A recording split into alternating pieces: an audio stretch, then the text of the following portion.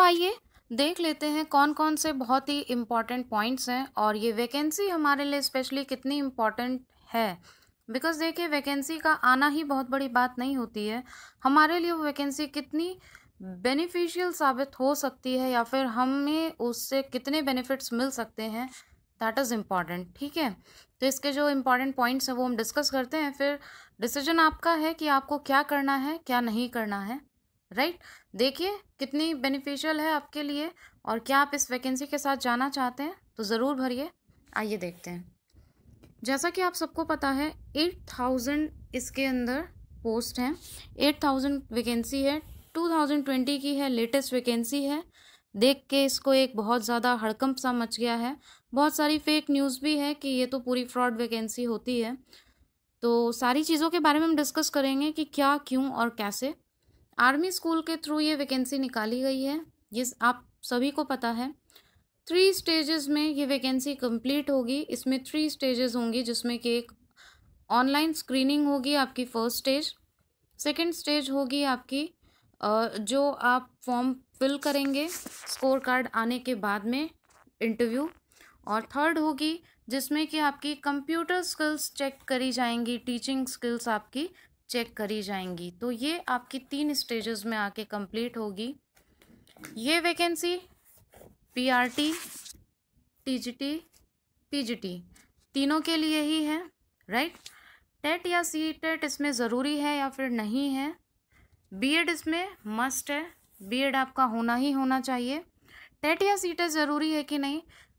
जी हाँ, आप इसमें ऑनलाइन स्क्रीनिंग दे सकते हैं, एग्ज़ाम दे सकते हैं। अगर आपने टेट नहीं किया हुआ है तो भी दे सकते हैं, बिकॉज नोटिफिकेशन में ऐसा कुछ भी नहीं है कि टेट मस्ट है।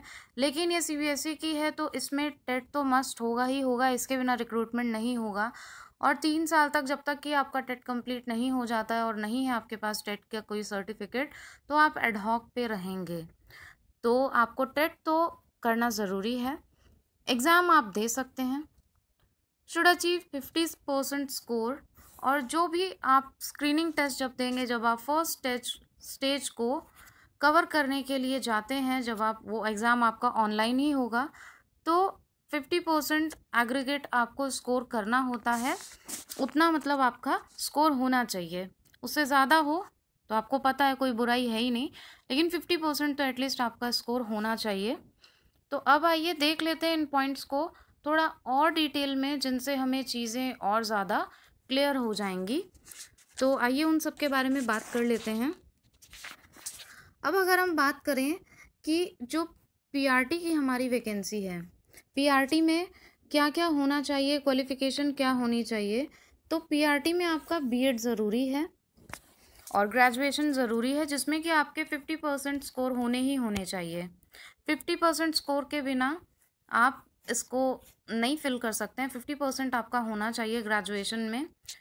टीजीटी की अगर हम बात करते हैं तो उसमें भी आपका बीए है या फिर बीकॉम है, ठीक है, बीएससी है, प्लस बीएड आपका मस्ट है, बीएड होना चाहिए अगर आप टीजीटी के लिए जाते हैं तो।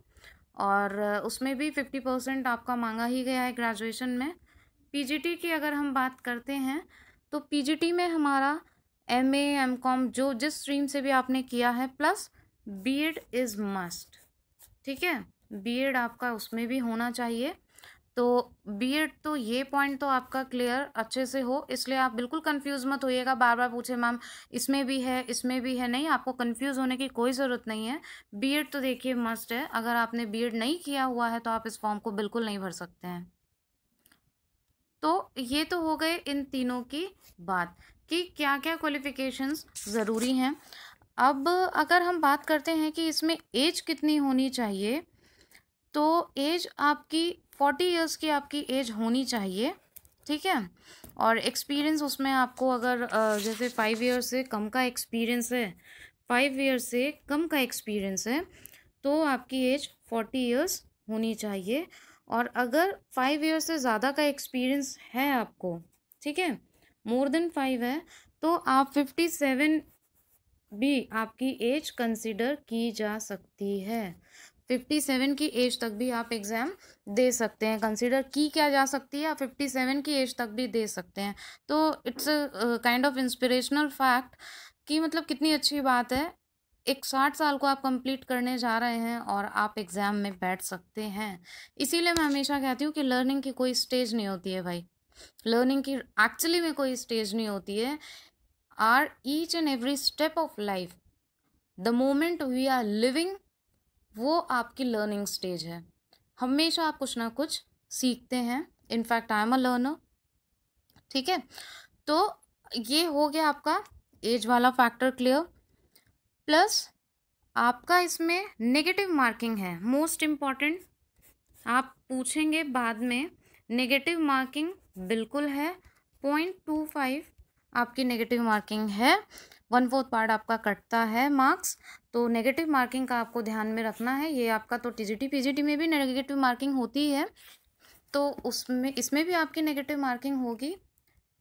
अब हम बात करते हैं कि किनके लिए ये बहुत अच्छा हो सकता है। बिकॉज देखिए, टाइम बहुत ज़्यादा नहीं मिला है आपको, ठीक है। और जैसा कि ये vacancy all of sudden I है, ठीक है, सडनली आपको देखने को मिली है ये वैकेंसी, और आपके पास में टाइम बहुत कम है। अब कैसे कम है उसकी भी बात कर लेते हैं। 1 अक्टूबर से और 20 अक्टूबर तक आप इसका फॉर्म अप्लाई कर सकते हैं, ठीक है। 20 अक्टूबर तक आप फॉर्म अप्लाई कर सकते हैं इसका। अब 1 अक्टूबर से ही आ गया था ये, और इसका जो एग्ज़ाम है वो 20 से 21 नवंबर तक आपको करा दिया जाएगा। 20 से 21 नवंबर आपको ये एग्ज़ाम करवा दिया जाएगा। सेंटर्स काफ़ी सारे हैं, जितनी भी अच्छी सिटीज़ हैं वो सारी अलॉटेड हैं। तो आप मीन सेंटर की काफ़ी एक लंबी लिस्ट है।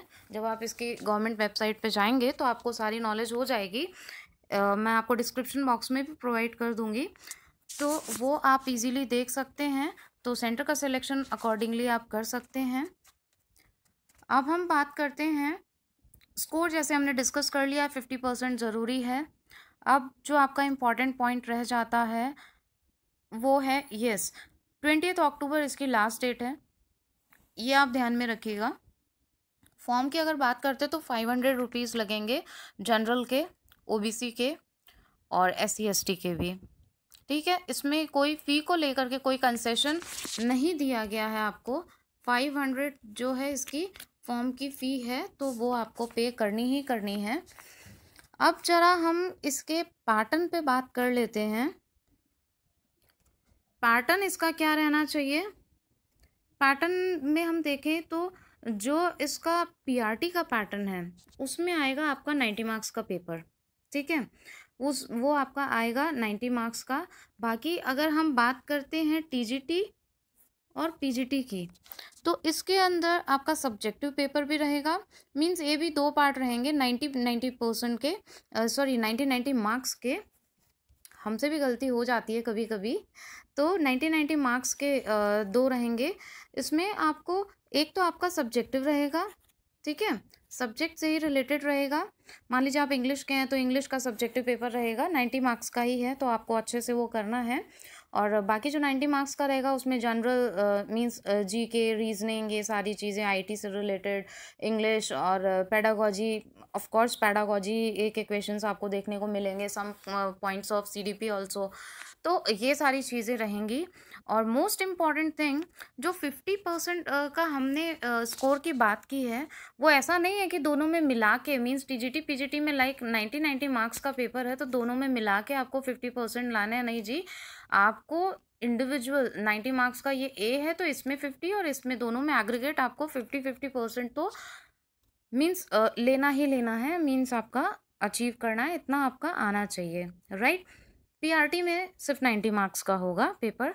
जो KVS की प्रिपरेशन कर रहे थे या कर रहे हैं KVS PRT की, क्योंकि अभी तक इसकी कितनी पोस्ट हैं, section wise PRT TGT PGT की सेपरेट कितनी पोस्ट है, दैट इज़ नॉट क्लियर।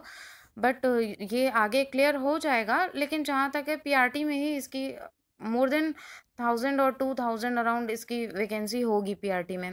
तो KVS PRT की जो प्रिपरेशन कर रहे हैं, ऑलमोस्ट इसका जो सिनारियो है, जो पैटर्न देखेंगे आप पेपर का, वो सेम है।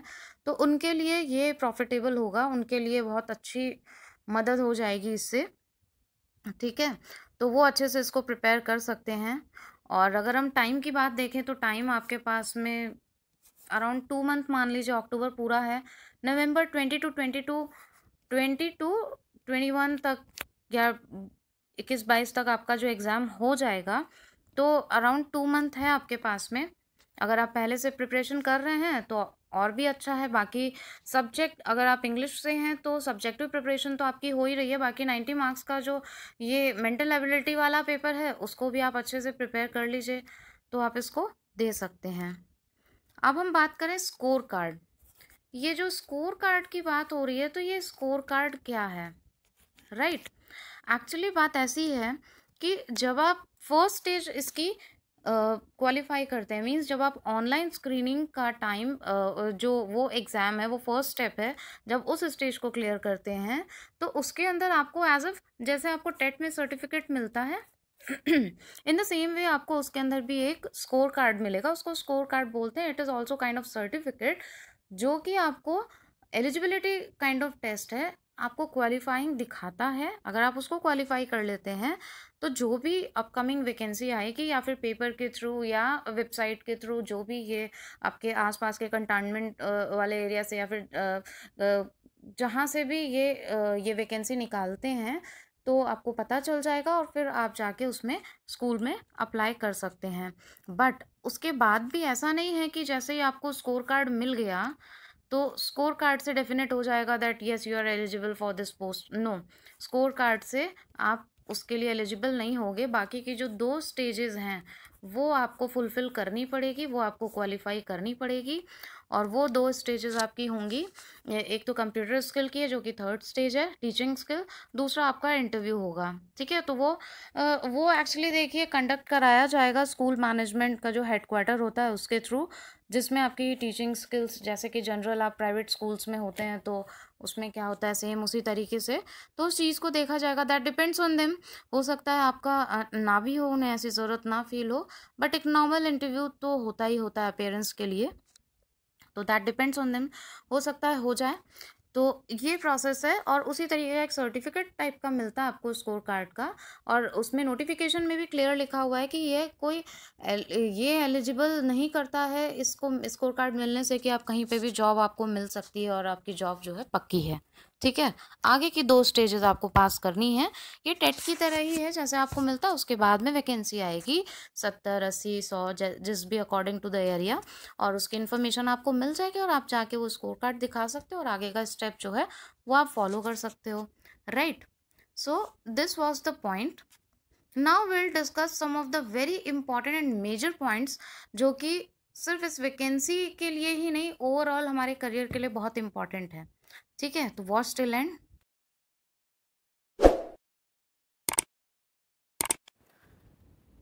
तो देखिए, ये तो हम जानते हैं कि हाँ ये वैकेंसी आई है। बहुत सारे लोगों के माइंड में ये सब क्वेश्चन आ रहे होंगे कि इसे मीन्स हमें फिल करना है या फिर नहीं करना है।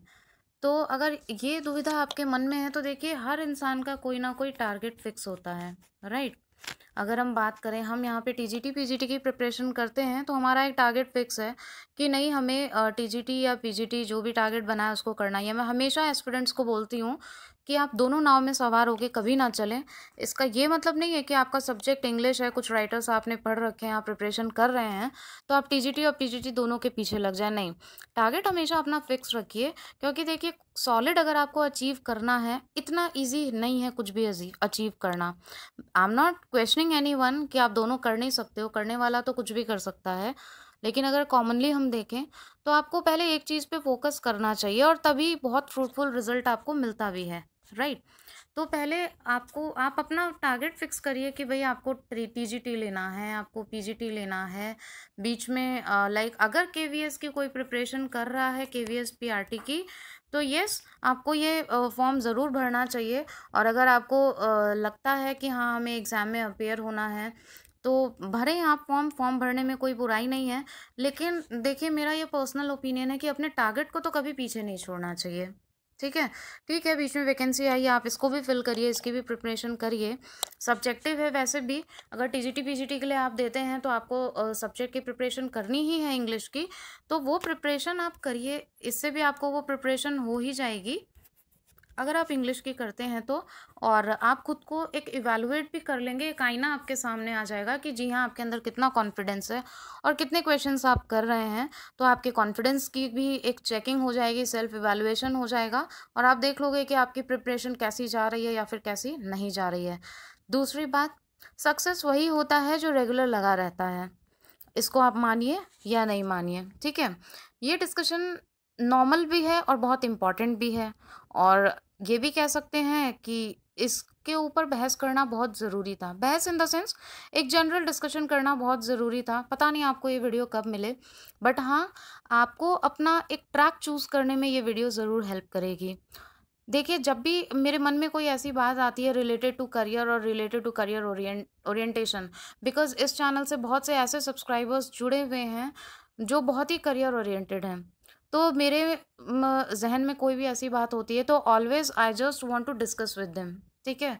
ताकि उनके भी कन्फ्यूजन्स दूर हों। जितने भी आपके कमेंट्स आते हैं, उस तरीके से इतने साल से जुड़े होने पे इतना आइडिया लग जाता है कि जो आपकी फैमिली है, family in the sense subscribers भी मेरी फैमिली ही हैं, क्योंकि उन्हीं से ये चैनल है और तभी ये सारी चीज़ें अपलोड हो रही है और आप देख रहे हो। तो इससे पता चलता है कि आदमी का दिमाग इंसान का किस तरीके का है, पढ़ने वाले कैसे हैं, सब्सक्राइबर्स कैसे हैं, वो क्या चाहते हैं या फिर क्या उनका लाइफ अचीवमेंट गोल है, ठीक है। तो कुछ पॉइंट्स होते हैं कभी कभी जिनके ऊपर डिस्कशन करना ज़रूरी होता है। तो आप फिल करिए, बट अपने टारगेट को पीछे बिल्कुल मत छोड़िएगा। अपने सपनों को चेज करना सीखिए, अपने सपनों का पीछा करना सीखिए, उनको छोड़ना मत सीखिए। जो छोड़ देते हैं उन्हें तो कुछ नहीं मिलता, लेकिन जो पीछे पड़े रहते हैं उन्हें ज़रूर कुछ मिलता है। तो चेज़ करना सीखिए अपने ड्रीम को, और अपना ड्रीम बनाइए। और जो एक बार आपके ज़हन में आता है जो कि आपका सपना है, काश, ये जो काश वाला वर्ड आता है ना, ये आपका ग्रामर में बहुत काम करता है। और एलटी में तो सारा पेपर, टीजीटी में सारा पेपर ग्रामर का शुरू ही यहाँ से हुआ था। तो ये काश वाला शब्द बहुत काम करता है कि काश मैं ये बन जाता, बन जाती, काश मैं ये कर लेता या कर लेती। तो उन सारी चीज़ों को देखते हुए बस कहने का मतलब ये है कि अपने गोल से डिस्ट्रैक्ट मत होइएगा। ऐसा नहीं है कि मैं इस वैकेंसी के अगेंस्ट हूँ, ऐसा कुछ भी नहीं है। अगर तभी तो मैंने इन्फॉर्म किया है, अगर आप चाहते हैं तो फॉर्म बिल्कुल भरिए। ये आपके अंदर एक स्टेमिना भर देगा अपकमिंग वैकेंसी के लिए। एक आपको बूस्टअप मिल जाएगा कि आपकी प्रिपरेशन कहाँ है, कितनी है, आप कहाँ स्टैंड करते हो। देखिए, अपने आप को टेस्ट करना भी हमेशा बहुत ज़रूरी होता है। अगर आप ब्लाइंडली कोई चीज़ करते जा रहे हो तो वो एक अलग की बात है, लेकिन अपने आप को टेस्ट करना बहुत ज़रूरी होता है। कई बार व्हाट्सएप के लिए मेरे पास में मैसेजेस आते हैं तो कहते हैं मैम अभी तो like as you all know कि व्हाट्सएप का ग्रुप हम लोग का चलता है जहाँ पे रेगुलर प्रिपरेशन होती है और बहुत अच्छी स्ट्रैटेजीज़ के साथ में प्रिपरेशन होती है। और जब भी वैकेंसी आएगी तो वो ये समझ लीजिए कि वैकेंसी को एकदम फोड़ देंगे इन द सेंस कि उनके अंदर कॉन्फिडेंस बहुत अच्छा रहेगा। और कॉन्फिडेंस एक ऐसी चीज़ है जो अगर थोड़ा-सा कहीं आप लो भी हो रहे हो ना, तो आपको 10 कदम आगे पहुँचा देता है, धक्का-सा लगता है उससे, ठीक है? तो एक बहुत ही अच्छी चीज़ होती है कॉन्फिडेंस, डिटर्मिनेशन और रेगुलैरिटी, जो मैं हमेशा बोलती हूँ, मेबी एज़ अ लेक्चर लगे, लेकिन बहुत काम करते हैं ये पॉइंट्स। तो वो हमेशा लगे रहते हैं, बट कई मैसेजेस कई बार आते हैं ऐसे कि मैम अभी तो वैकेंसी ही नहीं आई है तो जुड़ के क्या करेंगे? या फिर हम तैयारी करके क्या करेंगे? तो भाई ये आप समझ लीजिए कि अगर आप रेगुलर हो, इतना ईज़ी नहीं है टीजीटी। मैं कुछ रिलेटेड प्रिपरेशन से रिलेटेड जो भी मैंने वीडियोस बनाए हैं, उसमें मैंने हमेशा कहा है कि मैं ये नहीं कहूँगी रातों रात आपके हाथ में सारी चीज़ें आ जाएँगी और इस चैनल को देखोगे, इस यूट्यूब को फॉलो करोगे और इसको देखने से आपके हाथ में वैकेंसी आ जाएगी, आपको जॉब मिल जाएगी। ऐसा कोई कुछ नहीं होता। मेहनत तो आपको करनी पड़ती है, एफर्टलेस कोई चीज़ नहीं होती है। काम आपको करना पड़ेगा, तभी आपको मेहनत का फल भी मिलेगा। बट येस, हार्ड वर्क और स्मार्ट वर्क में अंतर होता है। अब वो आपको कैसे करना है, क्या अपनाना है, दैट डिपेंड्स ऑन यू, ठीक है। हमारी ऑनलाइन क्लासेस भी चल रही है जहाँ पे रेगुलर बच्चे तैयारी कर रहे हैं। कुछ पीजीटी के लिए कर रहे हैं, कुछ टीजीटी के लिए कर रहे हैं, और वो 4 महीने पुराना बैच हो चुका है और वो ऐप के थ्रू ही हो रही है। तो आप कर सकते हैं। जो बच्चे नहीं ज्वाइन कर पाए थे, नहीं कर पा रहे हैं अब रेगुलर बिकॉज ऑफ कोरोना, तो वो भी उस ऐप के थ्रू कर रहे हैं। वीडियो थोड़ी सी लेंदी है, but sometimes you know it is only the way to interact. तो आपको कुछ अच्छा मिल सके और किसी की भी अगर हेल्प हो सके इन अ बेटर वे, तो that will be the good point for me. तो यहाँ से जो हेल्प हो रही है वो ये है। बाकी प्रिपरेशन की अगर आप बात करें तो देखिए, सब्जेक्टिव प्रिपरेशन आप यहाँ से कर सकते हैं, but I am not all rounder. तो स्पेशलाइजेशन होना ज़रूरी है, एज़ आई टोल्ड यू। तो इंग्लिश की प्रिपरेशन होती है लिटरेचर ग्रामर की, बट यहाँ पे जो मेंटल एबिलिटी है या फिर जीके वगैरह की है, वो सारी प्रिपरेशंस नहीं होंगी। पेडागोजी की कहेंगे और सीडीपी वगैरह की तो यहाँ से हो सकती है। If I will get time so I will upload video, but अभी तो यहाँ पे टीजीटी पीजीटी की ही प्रिपरेशन हो रही है। सब्जेक्टिव प्रिपरेशन आप कर सकते हो, उसमें कोई हेल्प चाहिए तो आप कमेंट बॉक्स में कमेंट कर सकते हो। Thank you so much for giving so much of your time और लास्ट तक इस वीडियो को देखने के लिए। I hope this video will be helpful for you. Thank you so much. ऐसे ही इन्फॉर्मेटिव वीडियोस के लिए, लेटेस्ट अपडेट के लिए प्लीज़ चैनल को सब्सक्राइब करें और बेल आइकन को हिट करना बिल्कुल ना भूलें, जिससे आपको लेटेस्ट वीडियोस के अपडेट्स मिलते रहें और आपकी प्रिपरेशन अच्छी होती रहे। Thank you so much.